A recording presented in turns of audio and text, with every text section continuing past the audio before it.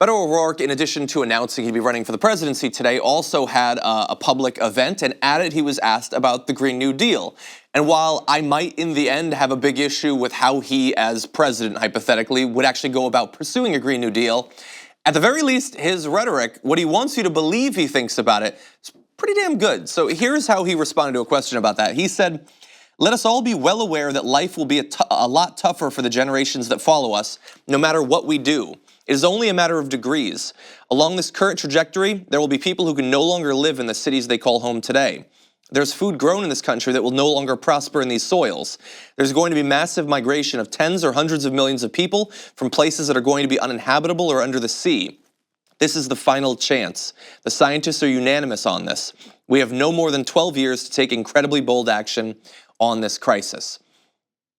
I think that's pretty good. Like that was not part of his, for all I know, he's answered this question a bunch of times, I guess, over the past few months and has it down pat. But this wasn't part of his stump speech. This was in response to a question, and that's about as well as I would hope to put it, honestly, in at least communicating to the audience that he truly gets how big this issue is. Not just generalized average warming across the globe, but some of the ways that it will actually affect human life in terms of making farming much more difficult, leading to mass migration, issues like that. And he also cites the 12-year sort of timeline that we have to do something about this coming out of the UN report from last year. So that is important.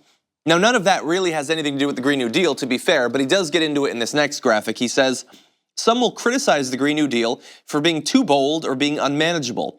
I tell you what, I haven't seen anything better that addresses the singular crisis we face, a crisis that could, at its worst, lead to extinction.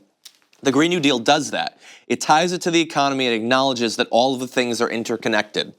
And look, he talked about this for a little bit longer, and he does go into understanding why elements of racial justice need to be included in this. He talked about how asthma rates, respiratory illness, things like that caused by pollution are not sort of spread equally across our country, and that they affect certain communities more.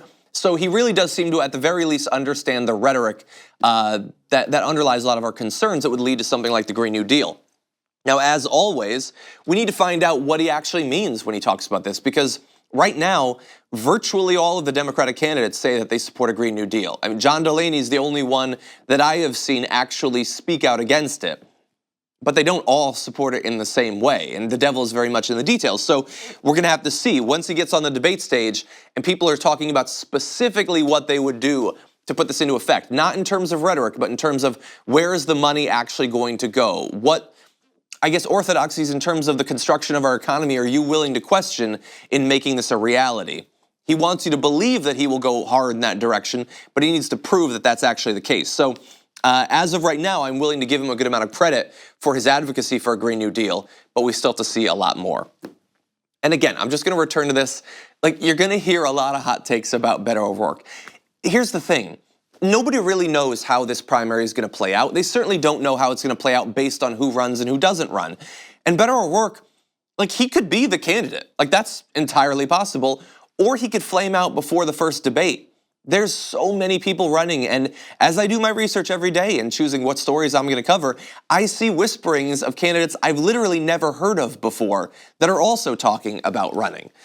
In the end, we could have 30 people who say that they're running. Now, that's not the same thing as actually being on the debate stage, actually qualifying for a primary or caucus. And I fully believe that before we get to that first debate in June, some of these candidates will not exist anymore. And not all of them are gonna be people that you've never heard of. That's just the way it works. They're gonna find that they're not able to actually get the small donor support that they want. Their platforms or their experience is too close to other candidates who are taking the support from them. Beto O'Rourke might run into that problem as well, because while he has some of the charisma and all of that, he doesn't really have the track record that some of these other sort of more centrist, but I want you to consider me a progressive candidates already have. And so I think that could be a big problem for him. So we'll have to see, and we'll track that over time. Thank you very much for watching this clip from The Damage Report. If you liked it, don't forget to subscribe to this channel and ring the bell on YouTube to get notifications of our new videos. And of course, you can catch the full Damage Report live every weekday at 1 p.m. Eastern, 10 a.m. Pacific on TYT Network on YouTube TV.